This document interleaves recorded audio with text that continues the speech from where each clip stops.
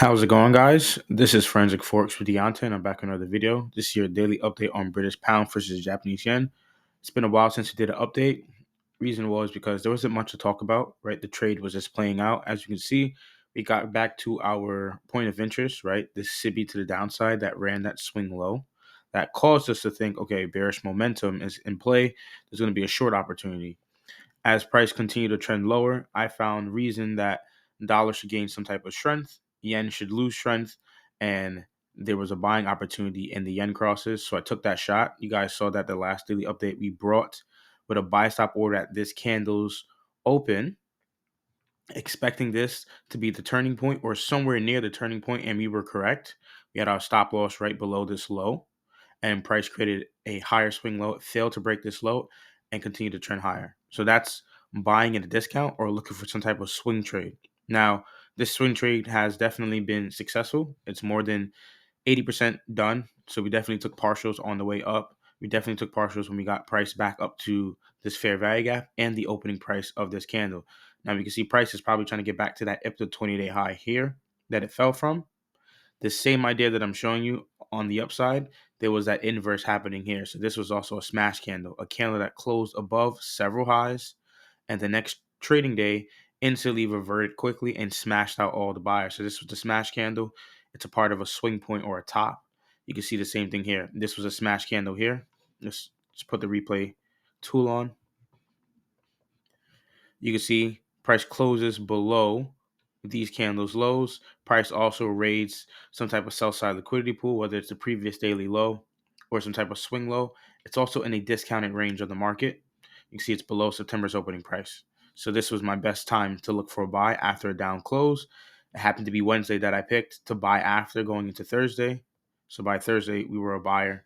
And we can see as the days went on, we were in drawdown. And I said to the chat that by Monday morning, I want to see if price has gotten back down to this candle's low because it was the swing point 1, 2, 3. If it was going to be protected, it wouldn't want to run this low. So I said by end of Monday, we'll see if I want to continue the swing trade. And surely but not, it created a higher swing low.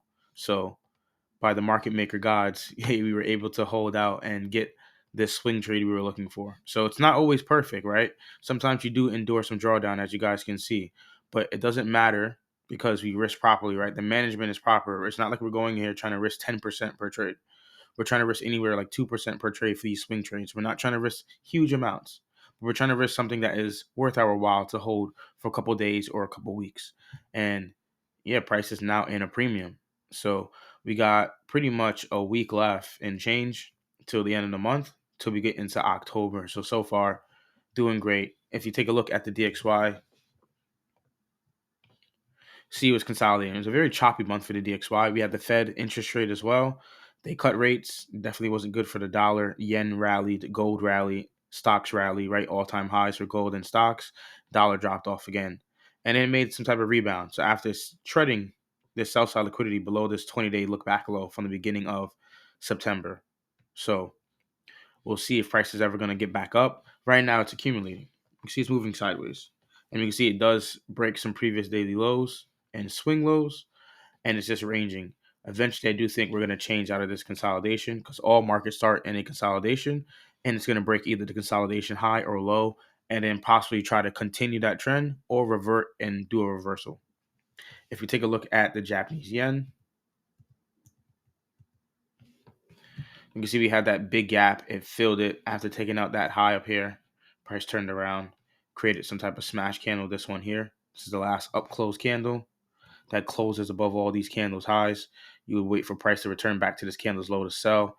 And so far, that would have been a successful trade idea in current time. If we take a look at some of the yen crosses, I know it's been a while since we did a daily update, but you can see the same thing. Look, right? Price pushing back up for the yen. UJ as well. AJ, NJ, EJ, and Swiss J all made some type of turning opportunity or some type of smash candle and push price higher. You can see here, this is another example. This candle closes below several lows. It's in a discounted territory. It's below September's opening price. As you can see here, that's the open of the month. It's below that. Send a discount. Price finally finds a way to turn around, and it happens here on Tuesday. So Tuesday would have triggered the buy stop order right there, and price continue to push up. And it was a large candle too. I like to see the day it gets triggered. It's dynamic and it pushes really fast. Or maybe there's news on that day and it just blows right through and smashes any of the traders that were short, trying to chase the price lower, right? Hoping for that, selling distribution to continue to occur. And they just keep sipping the straw, right? They keep drinking from the smoothie. Oh, it's going to keep selling. But eventually, right, that runs dry and it turns around and they're going to keep sucking the straw and they're going to be like, wait, where's all the juice at? Right? I thought we were selling. It disappears and the market turns its trend really fast, very, very fast. Look at the bond market consolidating just like the DXY, right? You can almost pretend that this was DXY itself too. Not really going anywhere, especially that 2 year. 2 years really what tracks it. And we probably might see this go lower too, but since a lot of the banks are in a cutting cycle right now, cutting interest rates, it's definitely going to be a currency war. Right now, the Bank of Japan is in their hiking cycle, so you're going to see the battle between the fiat currencies that are a part of central banks that are cutting in countries, and other countries that are raising or remaining same for their interest rates. So the Bank of Japan had their most recent interest rate decision, I think, Thursday night around 11 p.m., I believe, and it remained neutral. And I said that that was most likely going to be strength towards the Japanese yen. And then you saw all of those yen crosses sell off, dollar sell off. So just to recap, bring it back home. Again, great swing trade. We're buying after a down day. That's the whole idea.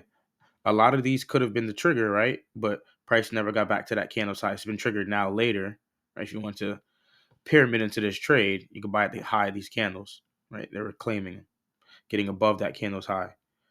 But this is where you wait for that down candle. You're looking for the next day to trigger you in on that buy stop. There was no trigger in the next day, following day, nothing there.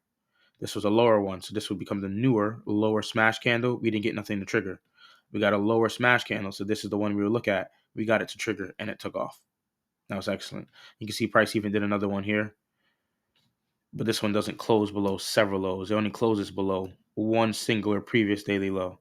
So it wouldn't fit the filter criteria, but you can see it still played out after a down candle. Look at the bullish momentum coming into play. And speaking about bullish momentum, what really defines bullish momentum to me is a swing high being broken. So I'll highlight this blue. This swing high being broken is bullish momentum. We can anticipate for a higher swing low to form possibly. So there's going to be some type of retracement, some down closed candles, and then price trying to get up and away from those down closed candles, just like how we have here in the swing point. We want to see this same type of idea, 1, 2, 3, a 3-bar pattern happening somewhere up here along the lines. I don't know where it could pull down pretty deeply, or it's going to be very shallow, not go as far, and then push back up higher. And maybe we continue to get back to some of these significant levels that IPTA has pointed out. We may not get back to them during September, but maybe October, right? These levels are not forgotten. These are still significant areas. So this 60-day old low, price could possibly hit that in the near future. Hopefully you found this insightful. Peace.